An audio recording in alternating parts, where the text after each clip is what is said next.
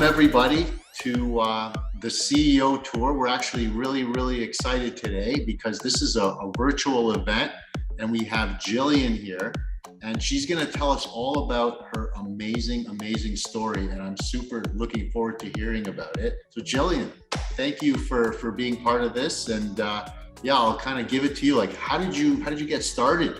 How did you get started in yoga? Oh man, well, that's a longer story, but thank you for having me here.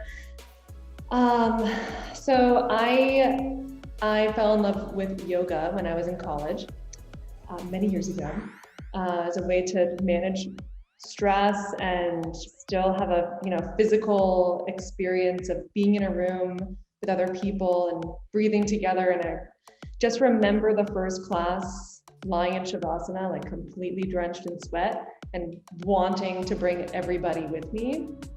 So I did my teacher training a couple of years later in New York City. That was 12 years ago. And I taught in studios in New York and Massachusetts, and then in Chicago. And then I made my way to Oakland, California, and taught at this beautiful studio in Oakland and met incredible people. I've met the best people in my life through yoga. And at the same time, I'm also a calligrapher and an artist and a designer. So I was doing freelance design work and teaching yoga. And some life events led me to move back to New York at the end of 2017. I did not, completely break up with California. I love California so much, but it was like the right time for me to move back to New York. And about 3 months after I moved back to Brooklyn, I met the love of my life, and he happened to own a yoga studio in Crown Heights in Brooklyn called Jewel City Yoga.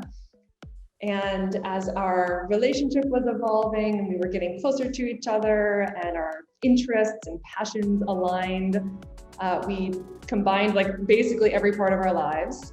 And I was teaching at the studio at first, and then over the course of a year became the director and started planning yoga retreats for the studio, and then took over ownership of the studio.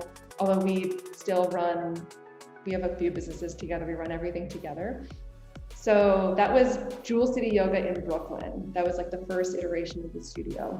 And many studio owners are gonna have a similar story from this point on, but March 15th of 2020, I closed the doors of the Brooklyn studio, and I took like the longest shower of my life trying to figure out in my mind, how to sync up Zoom links with somebody signing up for class on our previous system. And 2 days later, I put the entire studio schedule online. So it was really important to me to keep a consistent class schedule for our students, for them to still take class with teachers that they loved, and to employ as many teachers as I could and as who still wanted to teach. So some of our teachers, were like, peace, I'm done. This is like my sign to take a break. And some teachers like came out of the woodwork and were like, what do you need? Like, I'm here to teach.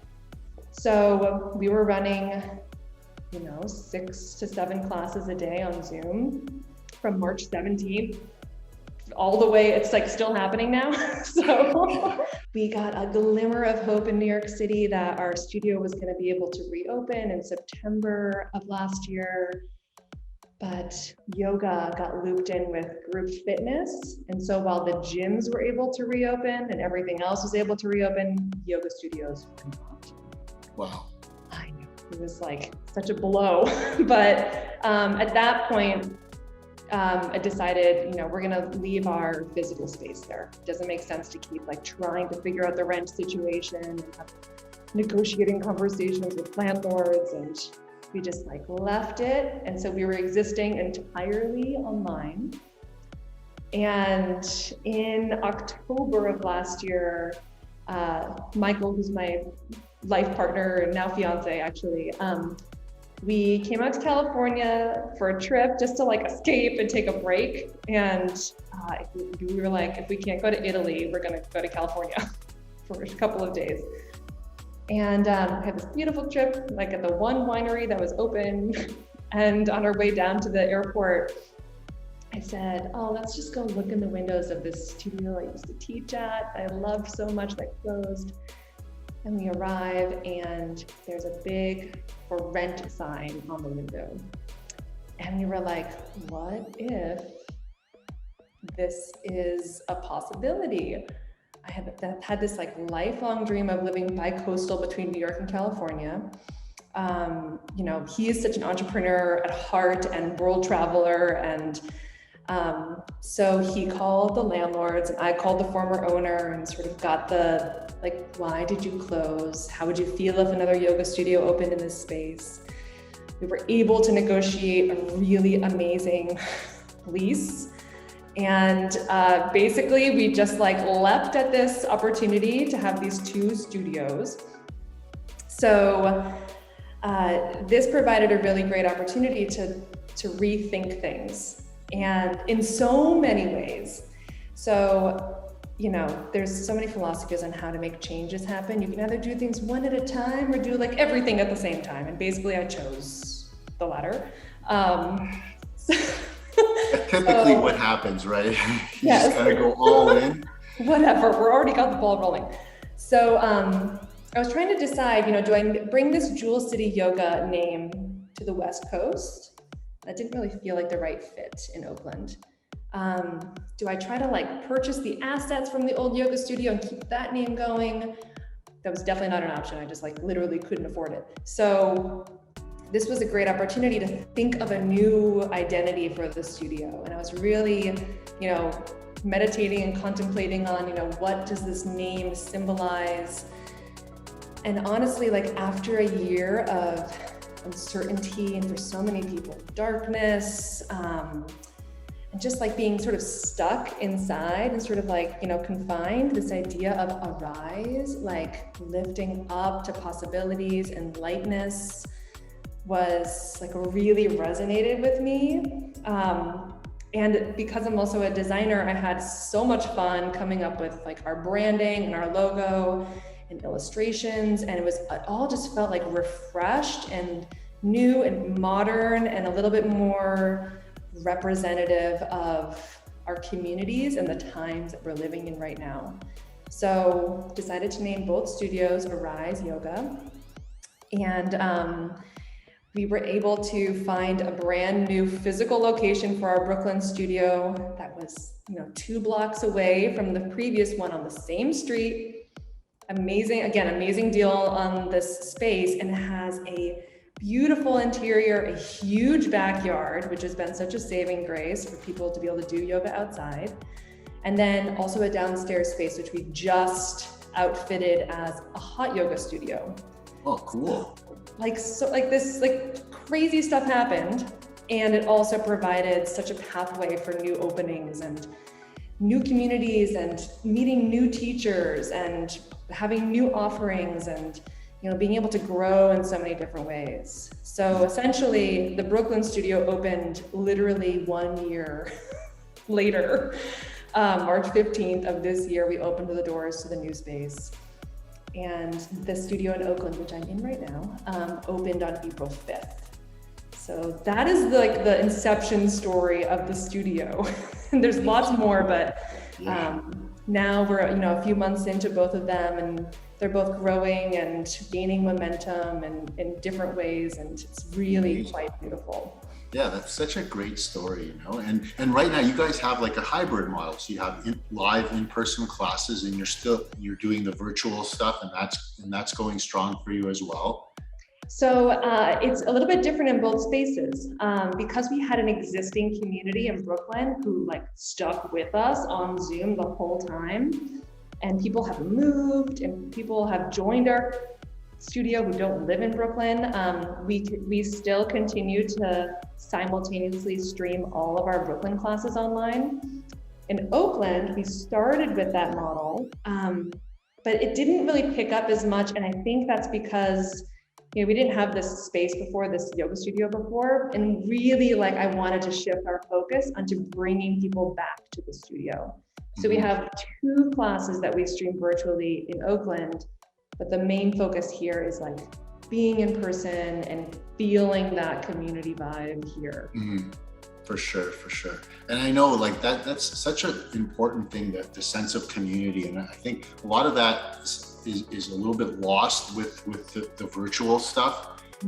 But at the same time, the virtual stuff was kind of essential, because that was really the only bond that you guys had with your customers, right? So it's kind of a double-edged sword there, where it's a great thing, but yet, there's an even better thing with the in-person stuff, where it just kind of really solidifies that community for you. I know.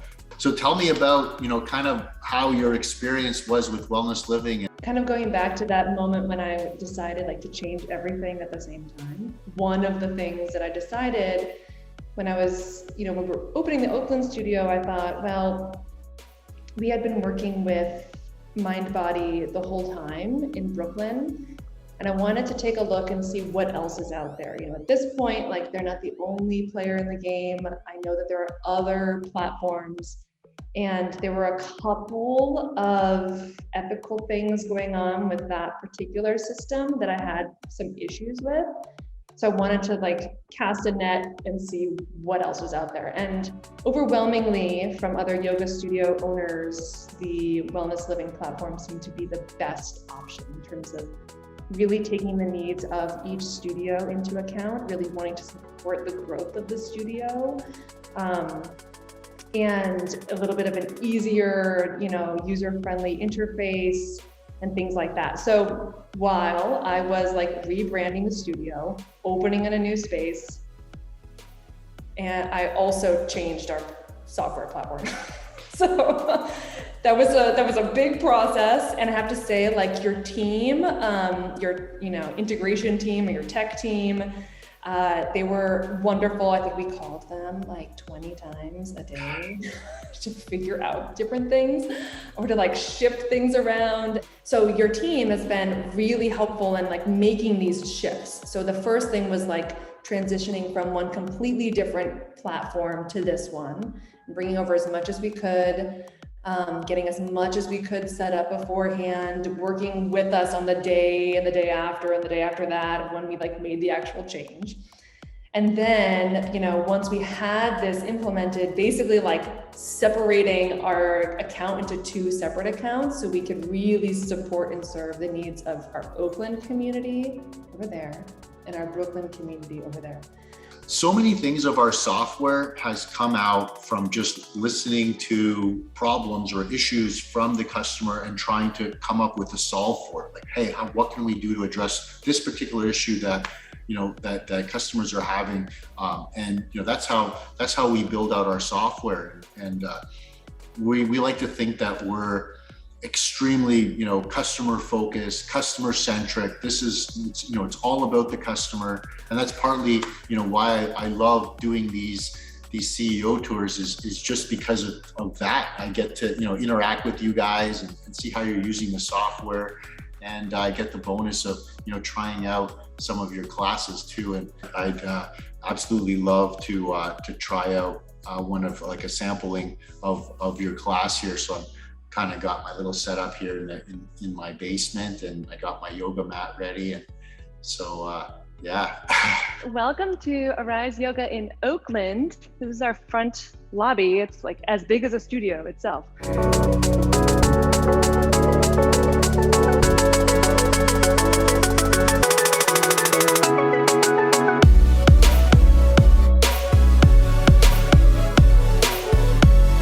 hope that you feel great and you continue to move whenever you need to throughout the day. I love it. Thank you, Jillian. Thank you so much for taking the time with me. I feel a lot better, especially at the end.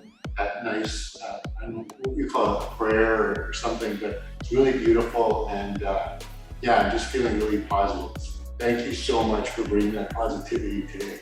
For everybody out there, definitely check out Arise Yoga. It's got 2 amazing locations on either coast of the country. One in Oakland and one in Brooklyn. Make sure you check it out. Phenomenal. If you're looking to brighten your day, get you healthy, get you fit, and just amazing, amazing. Check out Jillian at Arise Yoga. Thanks, everybody. See you on the next CEO Tour.